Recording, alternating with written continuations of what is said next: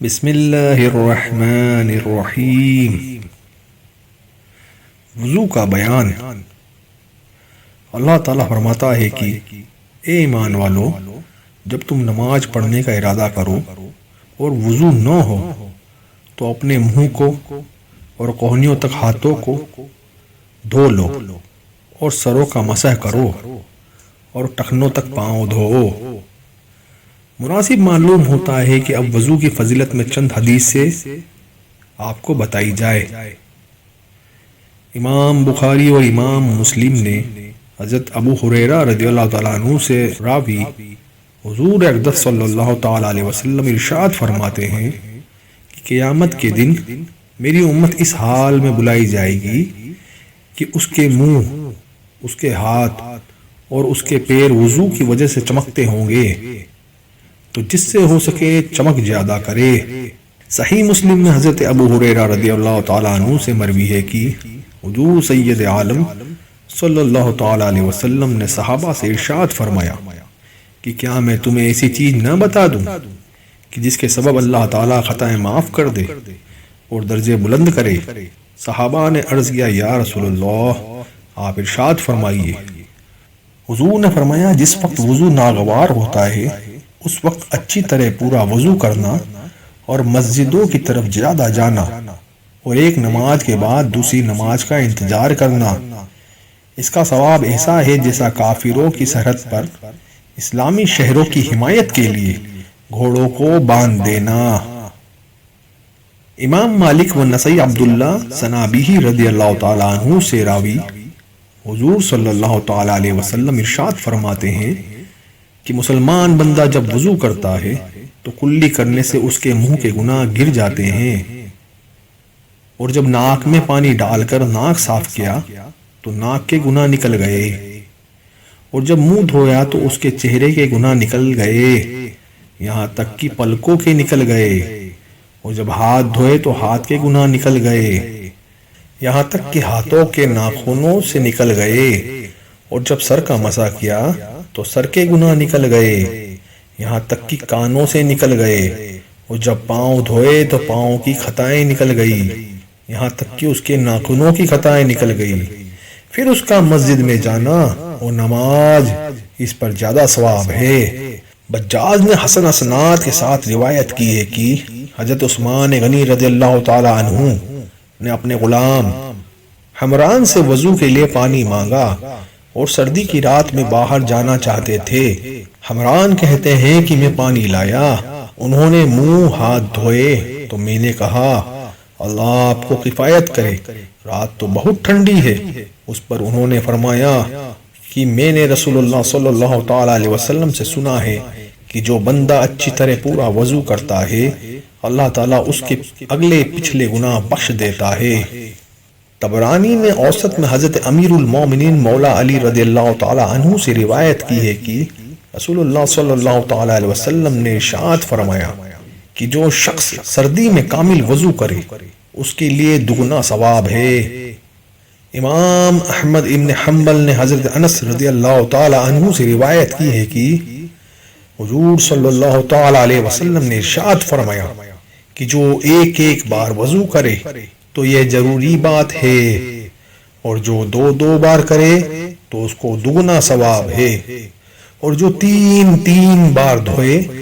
تو یہ میرا اور اگلے نبیوں کا وضو ہے۔ صحیح مسلم میں عقبہ ابن عامر رضی اللہ تعالی عنہ سے مروی ہے کہ حضور صلی اللہ تعالی علیہ وسلم ارشاد فرماتے ہیں کہ جو مسلمان وضو کرے اور اچھا وضو کرے، پھر کھڑا ہو اور ظاہر و باطن سے اللہ کی طرف دھیان دے کر 2 رکعتیں نماز پڑھے تو اس کے لیے جنت واجب ہو جاتی ہے۔ مسلم میں حضرت امیر المومنین فاروق اعظم عمر ابن خطاب رضی اللہ تعالی عنہ سے روایت ہے کہ رسول اللہ صلی اللہ تعالی علیہ وسلم نے ارشاد فرمایا کہ تم میں سے جو کوئی وضو کرے اور کامل وضو کرے پھر پڑھے اشہد ان لا الہ الا اللہ وحدہ لا شریک لہ واشہد ان محمدا عبدہ ورسولہ، میں گواہی دیتا ہوں کہ اللہ کے سوا کوئی معبود نہیں، وہ اکیلا ہے، اس کا کوئی شریک نہیں، اور میں گواہی دیتا ہوں کہ حضرت محمد صلی اللہ تعالی علیہ وسلم اس کے بندے اور اس کے رسول ہیں۔ تو اس کے لیے جنت کے 8 دروازے کھول دیے جاتے ہیں، جس دروازے سے چاہے داخل ہو جائے۔ ترمذی نے حضرت عبداللہ ابن عمر رضی اللہ تعالی عنہ سے روایت کیا ہے کہ حضور صلی اللہ تعالی علیہ وسلم نے ارشاد فرمایا کہ جو مومن آدمی وضو پر وضو کرے اس کے لیے 10 نیکیاں لکھ دی جائے گی۔ ابن خزیمہ اپنی صحیح میں راوی ہے کہ عبداللہ ابن بریدہ اپنے والد سے روایت کرتے ہیں کہ ایک دن صبح کو حضور صلی اللہ تعالی علیہ وسلم نے حضرت بلال کو بلایا اور فرمایا کہ اے بلال، کس عمل کے سبب تو جنت میں مجھ سے آگے آگے جا رہا تھا؟ میں رات جنت میں گیا تو تیرے پاؤں کی آہٹ اپنے آگے پائی۔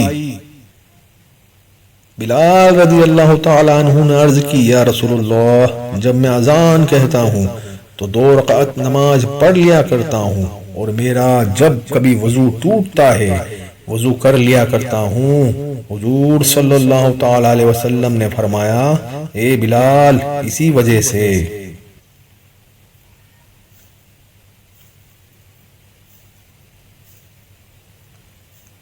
ترمذی و ابن ماجہ سعید ابن زید رضی اللہ تعالی عنہما سے راوی،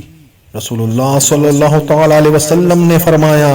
کہ جس نے بسم اللہ نہیں پڑھی اس کا وضو نہیں،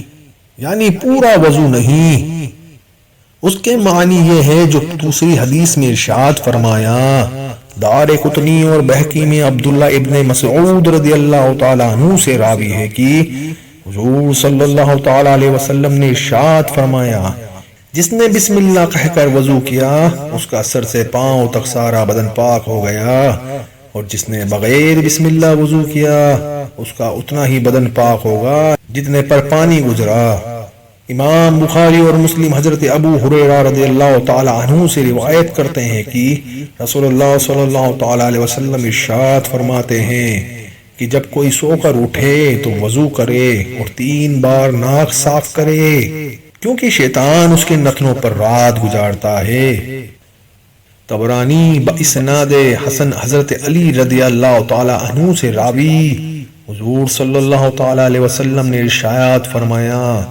کہ اگر یہ بات نہ ہوتی کہ میری امت پر شاق یعنی کہ بھاری ہوتا تو میں اس کو وضو کے ساتھ مسواک کرنے کا حکم فرما دیتا،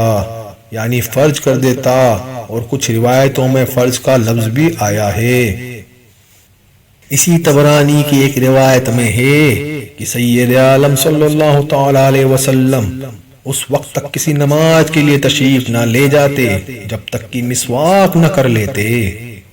صحیح مسلم شریف میں حضرت عائشہ صدیقہ رضی اللہ تعالی عنہا سے روایت ہے کہ حضور باہر سے جب گھر میں تشریف لاتے سب سے پہلے کام مسواک کرنا ہوتا۔ امام احمد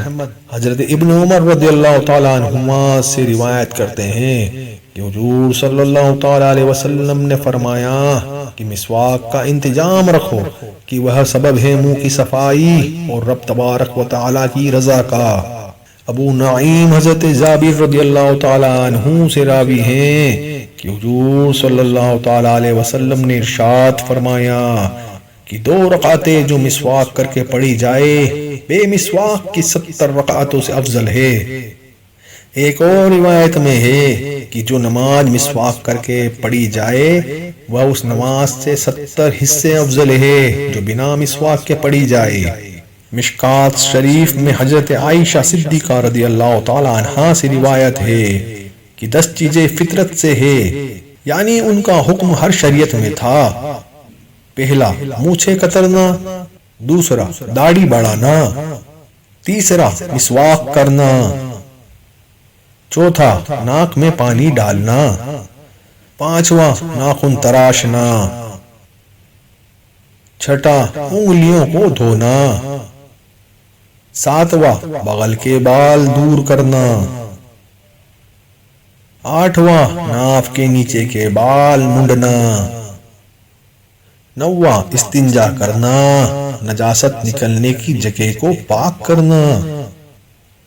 10واں کلی کرنا۔ حضرت علی رضی اللہ تعالی عنہ سے مروی ہے کہ حضور صلی اللہ تعالی علیہ وسلم نے ارشاد فرمایا کہ بندہ جب مسواک کر لیتا ہے پھر نماز کو کھڑا ہوتا ہے تو فرشتہ اس کے پیچھے کھڑے ہو کر قرات سنتا ہے، پھر اس سے قریب ہوتا ہے یہاں تک کہ اپنا منہ اس کے منہ پر رکھ دیتا ہے۔ مشائخ کرام فرماتے ہیں کہ جو مومن آدمی مسواک کی عادت رکھتا ہو تو مرتے وقت اسے کلمہ نصیب ہوتا ہے، اور جو افیم کھاتا ہو مرتے وقت اسے کلمہ نصیب نہ ہوگا۔ واللہ عالم۔